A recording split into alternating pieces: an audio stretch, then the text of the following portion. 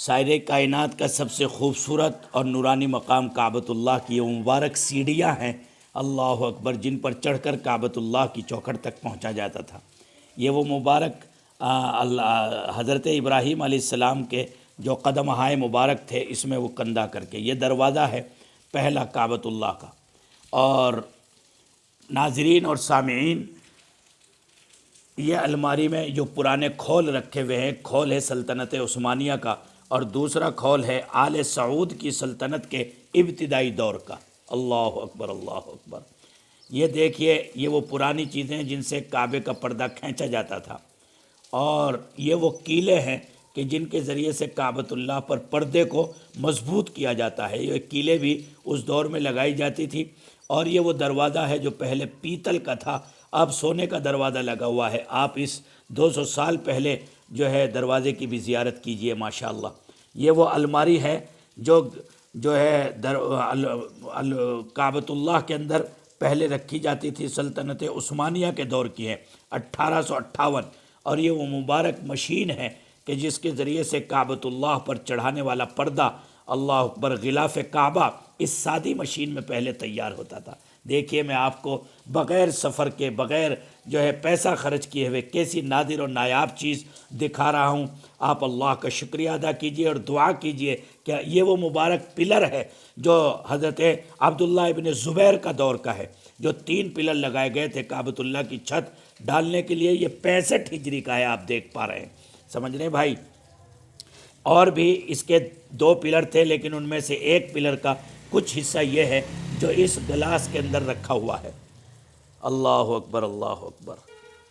دیکھیے یہ کیسی پیاری چیزیں ہیں، 1400 سال پہلے کی لکڑی آج تک الحمدللہ کعبے کی برکت سے محفوظ ہیں۔ یہ وہ مبارک آیات ہیں سلطنت عثمانیہ کے دور کی کہ جن کو سونے سے لکھا گیا ہے، اور یہ دروازے پر لگی ہوئی تھی۔ جب وہ دروازہ بدلا گیا، وہ یہ آیت ہے، ان اول بیت وضع للناس للذی ببکہ مبارک وہدی للعالمین۔ سب سے پہلا گھر جو خدا کا بنایا گیا وہ عالموں کے لیے ہدایت ہے، وہ مکے میں ہے۔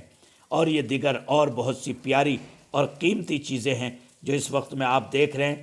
پہلے لوگوں کو، جو بزرگوں کو طواف کرایا جاتا تھا تو اس چارپائی پہ کرایا جاتا تھا۔ یہ آپ دیکھ رہے ہیں، بانوں کی بنی ہوئی چارپائی، اس پہ انہیں بٹھا دیتے تھے، 2 آدمی آگے پکڑتے تھے، 2 پیچھے پکڑتے تھے۔ پھر زمانے نے ترقی کی تو یہ اس انداز کی ویل چیئر آ گئی، پھر اس کے بعد اور ترقی ہوئی تو یہ ویل چیئر آ گئی، اس کے بعد اب الیکٹرونک کا دور ہے، ڈیجیٹل دور ہے۔ آج کل حرم پاک میں یہ اس انداز کی، یہ خانہ کعبہ میں جو قالینیں بنتی ہیں اور بچتی ہیں، اور باقاعدہ ان کے نمونے ہیں جو پہلے بنائے گئے تھے، وہ بھی محفوظ رکھے گئے ہیں۔